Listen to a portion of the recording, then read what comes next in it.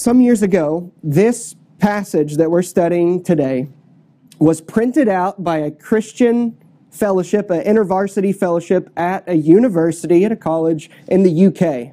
They printed out these verses, but they took the chapter and verse indications or indicators out of it, and they printed it in a way that would seem like someone wrote it in our day and age. They started distributing it around to their other classmates as an evangelistic tool, as something like, whoa, what is this? Because it really highlights our need for the gospel.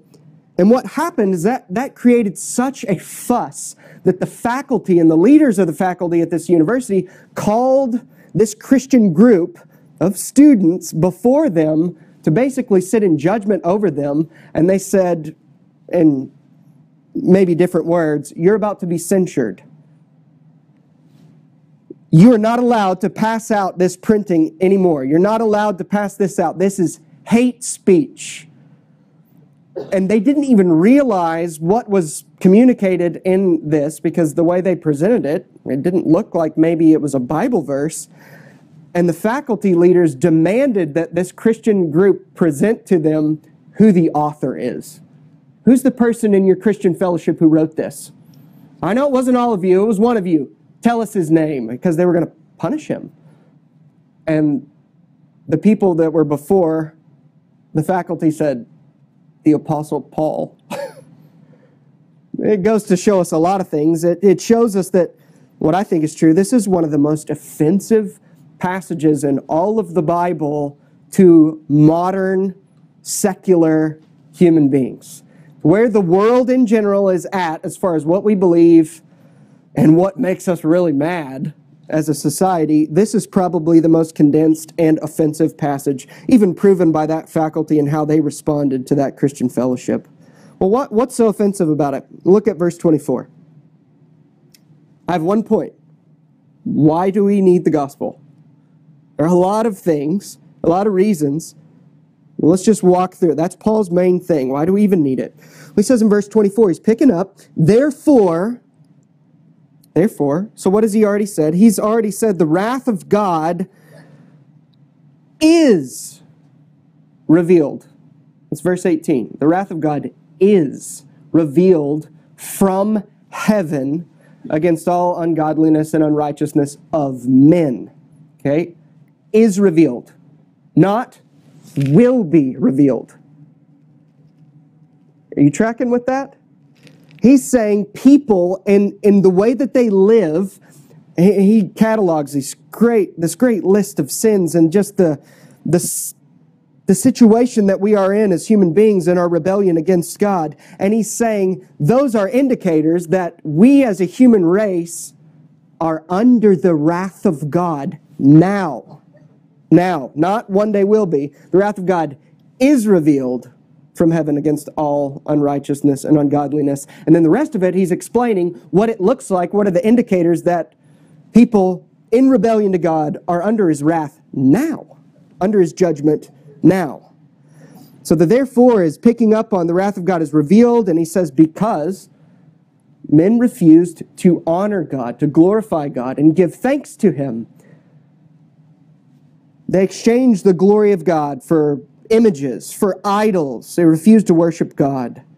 They worship created things. Then verse 24, since they did that, therefore God gave them up in the lusts of their hearts to impurity, to the dishonoring of their bodies among themselves.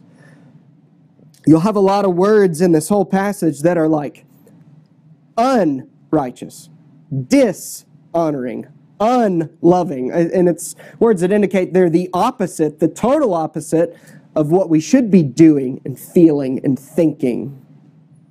Dishonoring of their bodies among themselves. What does Paul mean by God gave them up? He's going to say that 3 times in this passage.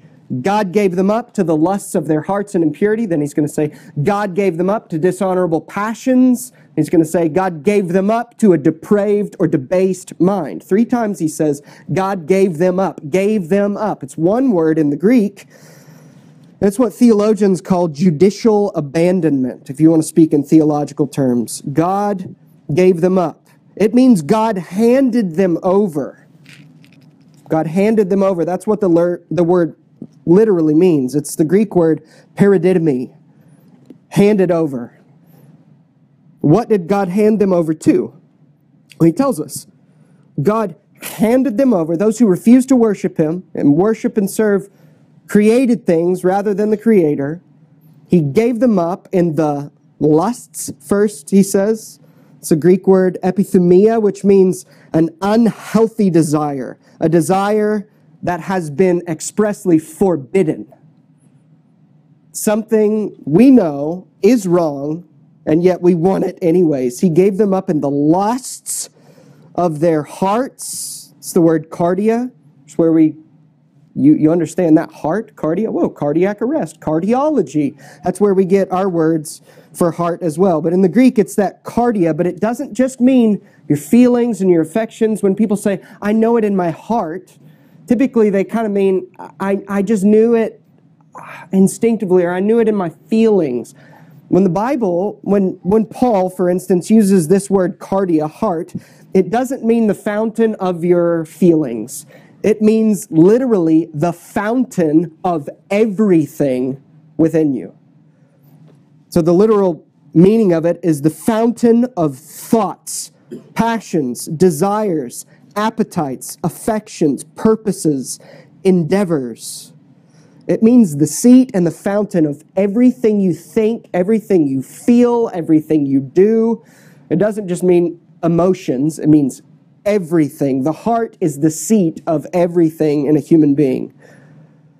He gave them up in the desire, unhealthy desire of their hearts, the fountain of everything. He gave them up to impurity.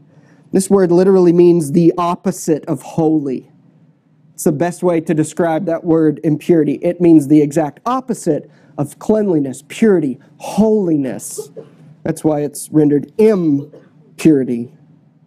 He gave them up to the unhealthy desires of their inner being to impurity. He handed them over to what they wanted.